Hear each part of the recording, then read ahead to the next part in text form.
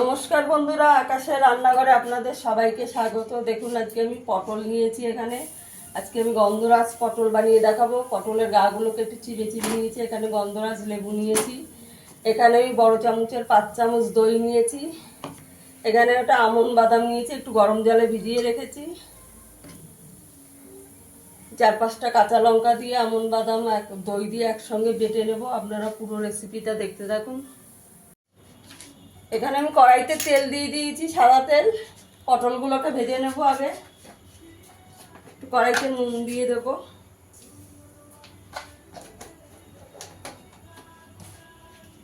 একটু হলুদ দিয়ে দেব,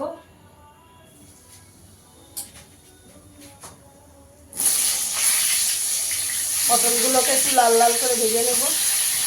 বন্ধুরা, এটা আপনারা যে কোনো নিরামিষ দিনে বানিয়ে নিতে পারেন, দারুণ লাগে। পটলগুলোকে ভালো করে একটু ভেজে নিতে হবে।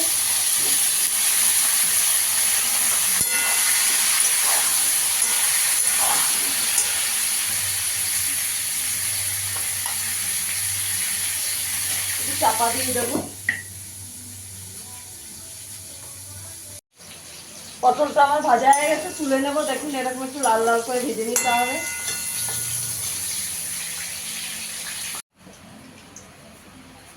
তেলে একটা শুকনো লঙ্কা দিয়ে দেবো, গোটা জিরে দিয়ে দেবো অল্প করে।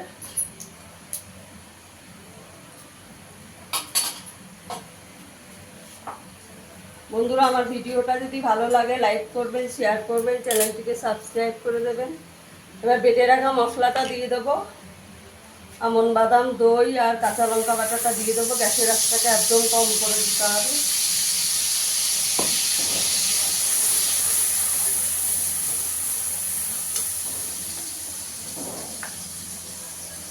পরিমাণ মতো নুন দিয়ে দেবো। অল্প করে একটু হলুদ দিয়ে দেবো। 1 চামচ ধনের গুঁড়ো দেবো। 1/2 চামচ জিরের গুঁড়ো দেবো। কাশ্মীরি লঙ্কার গুঁড়ো দিয়ে দেবো। মশলাটাকে ভালো করে মশলার বাটিটা দিয়ে একটু জল দিয়ে দেবো, দিয়ে ভালো করে কষিয়ে নিতে হবে মশলাটাকে। দেখুন বন্ধুরা, আমার মশলাটা ভালো করে কষানো হয়ে গেছে। এখানে গন্ধরাজ লেবুর জেসটা দিয়ে দেবো। এই যে ভেজে রাখা পটলটা দিয়ে দেবো। আমি এখানে একটু নারকেলের দুধ দিয়ে দেবো, যে গুঁড়োটা পাওয়া যায় ওটা।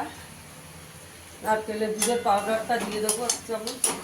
2 চামচ মতো দিয়েছি আমি।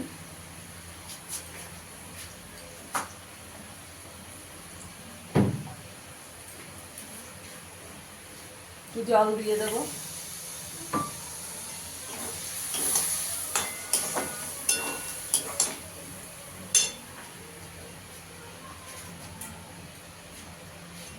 একটু ভালো করে কষিয়ে নেব।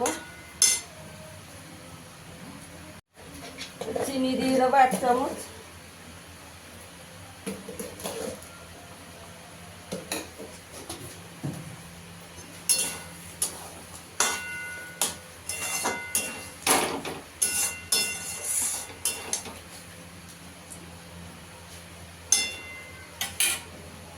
আর একটু ভালো, এখানে আমি 1/2 চামচ একটু ঘি দিয়ে দেবো অল্প করে।